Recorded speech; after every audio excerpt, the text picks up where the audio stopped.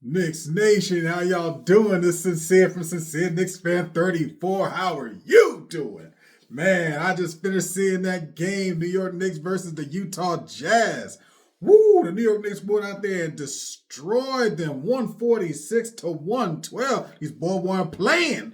I appreciate how they came out and did the thing because you know and I know I was expecting exactly what I was expecting.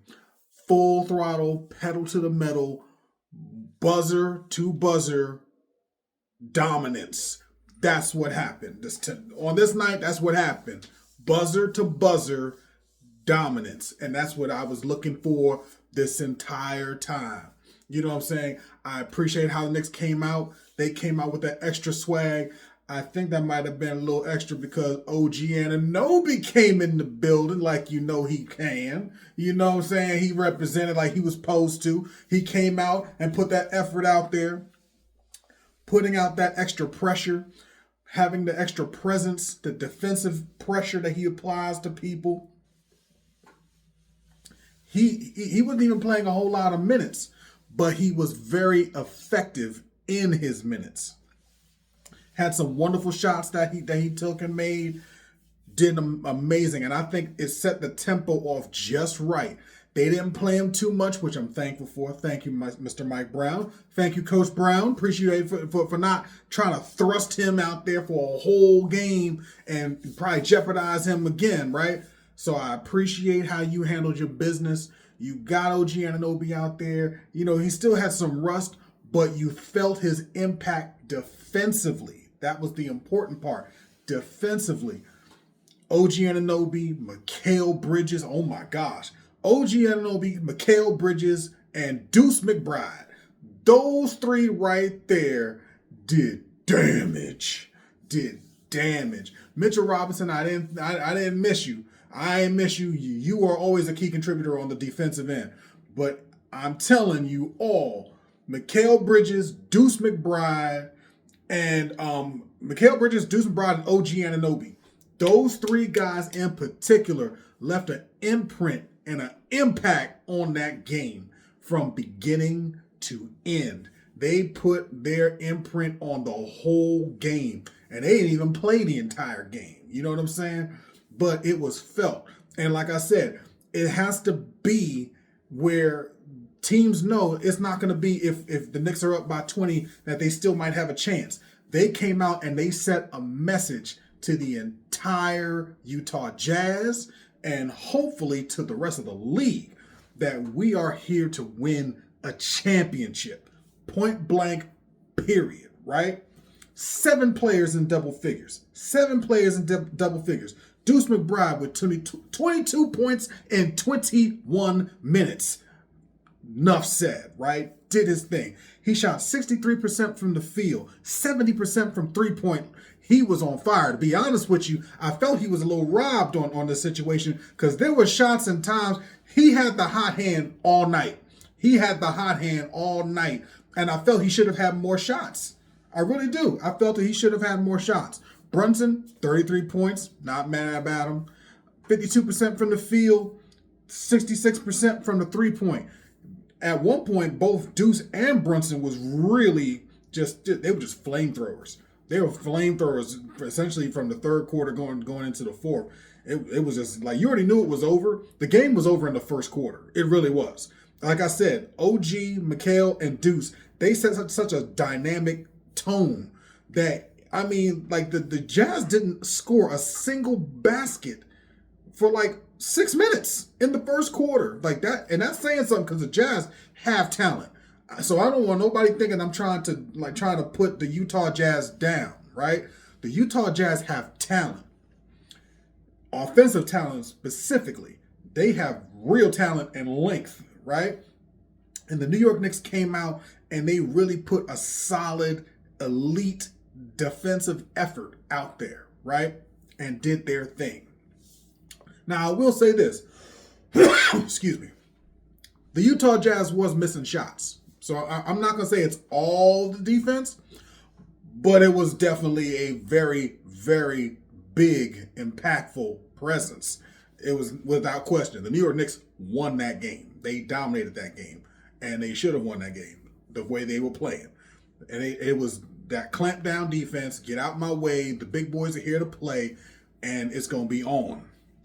So I said, Mikal Bridges, he had 10 points, but those 10 points was not indicative of his impact on the game. The man shot 71% from the field.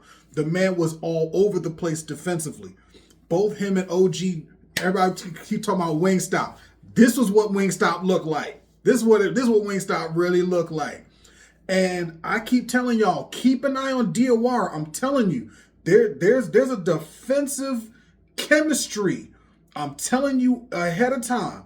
Mikal Bridges, Deuce McBride, OG Anunoby, OG Anunoby, Mikal Bridges, and Muhammad Diawara. I'm telling you, that's going to be a scary combination defensively. And it's going to be coming. I'm telling you. You can bank on that. You know what I'm saying? So keep that in mind.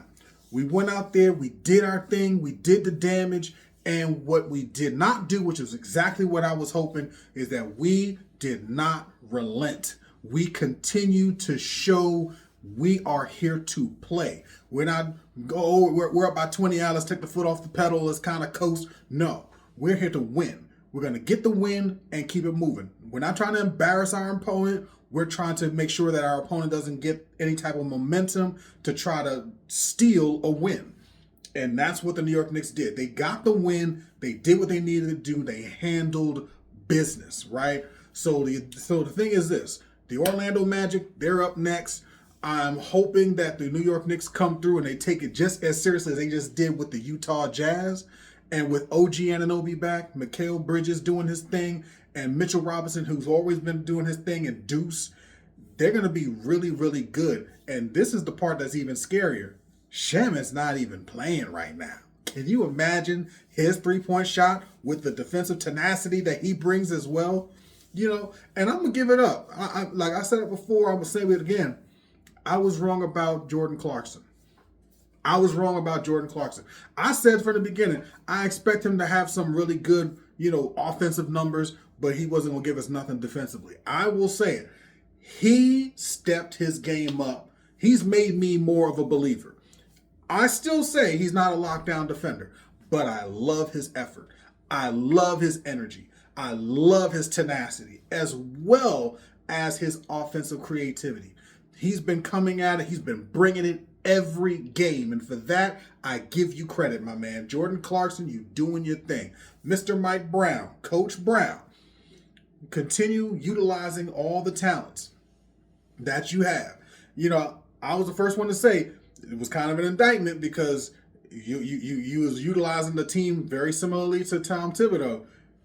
But at the same time, Tom Thibodeau didn't have the same amount of talent that you have now. So I'm going to just put that out there. So those who don't like Tom Thibodeau, those same principles is what Mr. Mike Brown was using winning those games. Because at the end of the day, he needed to win games, right? But the idea is when he was able to get his guys back, he was able to help spread the wealth and get everybody involved. Like I said, 7 players in double figures. That's a beautiful thing. That means the ball's moving. But that defense was kicking. And our rebounding was real, people. Our rebounding was real. I mean, for real. 55 rebounds to 49. That's a lot of rebounds, people. That's a lot of rebounds. You know what I'm saying? Offensive rebounds, 10 offensive rebounds. We were putting in work. All game. Also, the part that I love, outside of the spectacular defense, 12 turnovers. 12 total turnovers, and I'm happy about that. So if we can maintain that kind of discipline, that level of focus, only good things can happen if we continue to do that. Now, am I expecting the 3-point percentage to be the way it is? No, not consistently. Hey, they can prove me wrong. Hey, hit me in the comments if you feel that they can shoot better than 50% all the time. Yeah, I'm ready. Bring it. You know what I'm saying? But it's all good. The bottom line is we won the game. We won it the way we were supposed to. And we now have OG Anunoby back. So we got our Wingstop back, and we can make that thing happen. So with all that, you know what I'm saying, I appreciate you. If you haven't already, please like, share, comment, subscribe, right? If you haven't subscribed by now, subscribe. Let's make it happen. Oh, and the thing is this. I want to put this out there because there's a good friend of mine who had passed away. Yo. Anybody who know who I'm talking about, you know what it is. So shout out to my man, yo. God bless you. God bless your family. You know what I'm saying? We're going to miss you, you know. So from my heart to yours, you know what I'm saying? Much love to you. All right? So till next time, y'all. Let's get it. Have a good one. Bye.